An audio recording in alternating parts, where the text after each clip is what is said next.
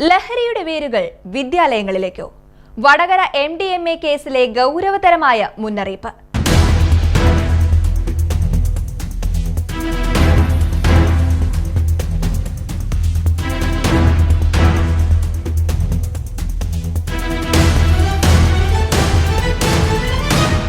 സമൂഹത്തെയും വരും തലമുറയെയും സന്മാർഗ പാതയിലൂടെ നയിക്കേണ്ട അധ്യാപകർ തന്നെ മാരകമായ ലഹരി മരുന്ന് കടത്തിലും ഉപയോഗത്തിലും പങ്കാളികളാകുന്നുവെന്ന വടകരയിലെ MDMA കേസ് കേരളീയ പൊതുസമൂഹത്തിൽ വൻ ഞെട്ടലാണ് സൃഷ്ടിച്ചിരിക്കുന്നത്.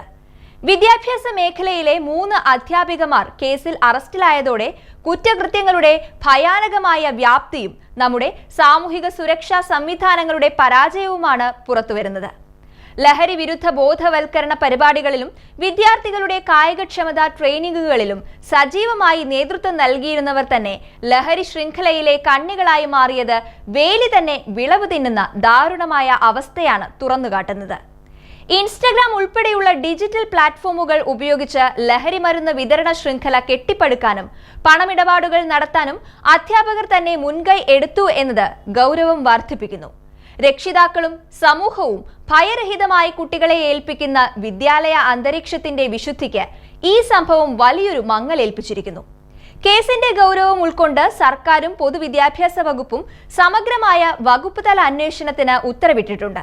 സമഗ്ര ശിക്ഷ കേരള പദ്ധതിക്ക് കീഴിൽ പ്രവർത്തിച്ചിരുന്ന പ്രതികളെ ജോലിയിൽ നിന്നും ഉടനടി പുറത്താക്കാനും മറ്റ് നിയമ നടപടികൾ സ്വീകരിക്കാനും സർക്കാർ തയ്യാറായത് സ്വാഗതാർഹമാണ്. എന്നാൽ കേവലം അറസ്റ്റിലോ പുറത്താക്കലിലോ മാത്രം ഈ നടപടികൾ അവസാനിക്കരുത്.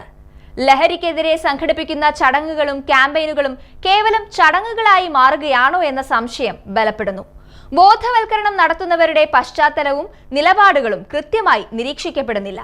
ലഹരി ശൃംഖലകളുമായി ബന്ധമുള്ളവർ വിദ്യാഭ്യാസ വകുപ്പിന്റെ ഔദ്യോഗിക സംവിധാനങ്ങൾക്കുള്ളിൽ തടസ്സമില്ലാതെ പ്രവർത്തിച്ചിട്ടും അത് തുടക്കത്തിൽ കണ്ടെത്താൻ കഴിഞ്ഞില്ല എന്നത് ഇന്റലിജൻസ് വിഭാഗത്തിന്റെ വീഴ്ചയാണ്.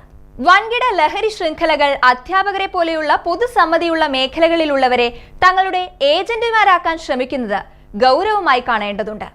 വടകര കേസ് കേവലം ഒരു ഒറ്റപ്പെട്ട കുറ്റകൃത്യമല്ല, മറിച്ച് നമ്മുടെ വിദ്യാഭ്യാസ സാമൂഹിക മേഖലകളിൽ കടന്നുകൂടിയ ലഹരി എന്ന ക്യാൻസറിന്റെ വ്യക്തമായ ലക്ഷണമാണ്. സർക്കാർ പ്രഖ്യാപിച്ച ആഭ്യന്തര അന്വേഷണം നിഷ്പക്ഷവും ഊർജിതവുമാകണം. ലഹരി മാഫിയയുടെ വേരുകൾ പൂർണ്ണമായും പിഴുതെറിയാനും വിദ്യാലയങ്ങളുടെ സുരക്ഷിതത്വവും വിശ്വാസ്യതയും തിരികെ പിടിക്കാനും കൃത്യമായ പരിശോധനകളും കർശന നിയമനിർമ്മാണങ്ങളും അടിയന്തരമായി നടപ്പിലാക്കേണ്ടതുണ്ട്.